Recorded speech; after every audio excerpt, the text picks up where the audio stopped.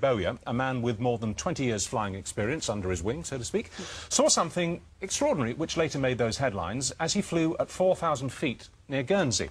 And so did quite a few of his passengers, and so did the pilot of another aircraft that was flying nearby, flying over Sark. And Captain Bowyer is here now to tell his story.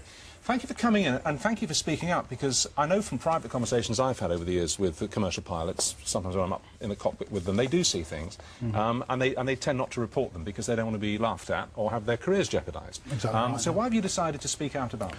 Well, I didn't actually decide to speak out at all. Actually, the press asked the company, which I work for, would I mind doing an interview, and the company, being quite a forward-thinking firm, had no objection. In fact, pretty much actively encouraged it. So that's how it happened, really. Well, how did the press get hold of it then? Did passengers? I don't know. I really don't know. You weren't the only person who saw No, this phenomenon, that's right. were you? There No. were some passengers who saw it, and also another pilot. Yes. Simultaneously. Well, look, we've got an artist's impression that we knocked up here this afternoon on our computer paint box.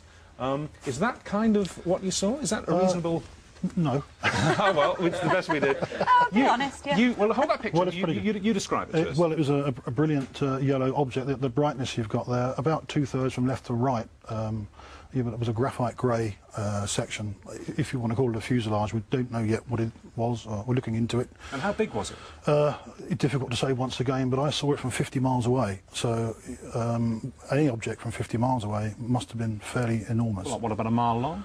It's possible, yeah. Did it move at all? It probably didn't move, but I had the great opportunity the other day from Jersey Air Traffic Control visiting their radar room, and some interesting traces, let's put it that way, from the radar Really? indicate that there's a possibility that they did pick up from both Guernsey and Jersey radar traces, spurious traces they call, for around about 55 minutes. How long did you see it for? I saw it in total for 12 minutes. Can I show you a picture?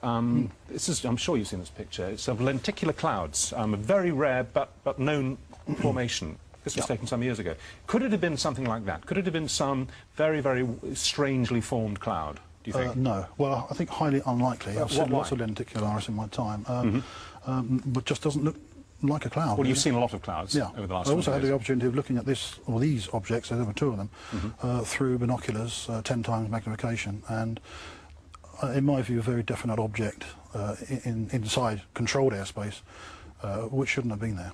What happened? Did you simply lose contact with it? Did it disappear? Well, I was landing. There was a general flight from Southampton going to Alderney, and the only reason I lost sight of it was because I descended through a haze layer, which is fairly common in that area, and having descended through the haze layer, couldn't see it anymore. But it's almost certainly still there. Did the other pilot, who was flying over Sark, the island of Sark, did he report it in exactly the same terms? Yes, because it was sighted, or they were sighted inside controlled airspace. The pilot's under a legal obligation, and I suspect this is where the press stories come from. And he's filed a report exactly the same as I have. Well, let's show you a couple of pictures from the UFO file books. These are genuine UFOs in the sense that no one's ever been able to explain what they are, but they happen. They're not fakes. Well, that's over New Mexico. That's very similar to the sort of thing that I saw, yeah. Well, and my passengers. That was famously I haven't seen taken over New Mexico in 1957, and it's not a cloud. That much we do know. I don't know what it is, but it's not a cloud. Not a cloud. Analysis showed that it wasn't a cloud, but they don't know what it was, hence UFO. This is one from Russia in 1989. Again, analysis shows it's a genuine object. It's not a cloud. There is a cloud above it, a faint one, but that object is not a cloud. Again, is that something... well, so the object I saw was a very brilliant yellow much brighter colour. than that. Yeah, much brighter. It's emitting light.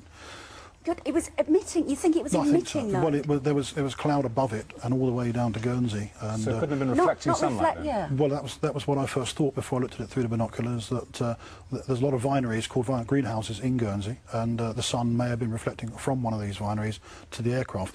You often see them in France as well, on the way down to the Channel Islands, and because the aircraft moves position and these reflections are fixed in place, they often disappear. They always disappear. This one didn't disappear; it just stayed stationary. If you had to take an instinctive guess, and I'm saying it's guess, so I'm not asking for professionals, because how could you possibly know? Would you say that it was something of this planet or something from outer space? Extremely difficult. I mean, I think a few years ago you interviewed Dr. David Clarke on a very similar sort of thing. Did, yeah. About 4 years ago. I spoke to him today. He's in charge of a team that's looking into this at the moment. I have been asked a question by the press, and my simple answer was, I don't think it's from around here.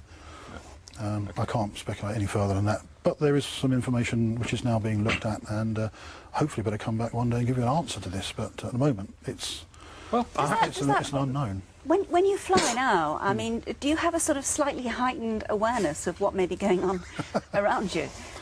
I think, yes, definitely. Yeah, it's not the first object I've seen personally, and I've spoken to a lot of other commercial pilots since this has happened, and they've said on the quiet, you know, come round the corner, I want to tell you about what I saw. Absolutely, that's... And I think what's going to happen now, this may have opened the can, and I think what all professional pilots out there ought to be looking at is actually reporting everything they see and actually getting it itemised and written into the CAA, and then perhaps we will find out. Well, I have to say, the unofficial first-hand accounts I've, as I say, had from professional pilots, many of them with as much experience as you have, and they're not putting me on, you know, are extraordinary. Some things that some guys have seen. Some see nothing in an entire career. We interviewed a British Airways pilot who also came out in the 1960s. He saw a silver disc, didn't he? He picked it up on his radar. It was picked up on ground radar over the Bay of Biscay. Pretty big, and it travelled at immense speed, way faster than the speed of sound, and disappeared under his right wing. And it was a round silver disc, you know, like they're supposed to be. Extraordinary. Well, this object looked like a CD disc on edge, if you like, but very sharp and extremely well defined. Well, thank you very much for coming in and describing it to us. That's fascinating. Thank you. Thank you. Welcome.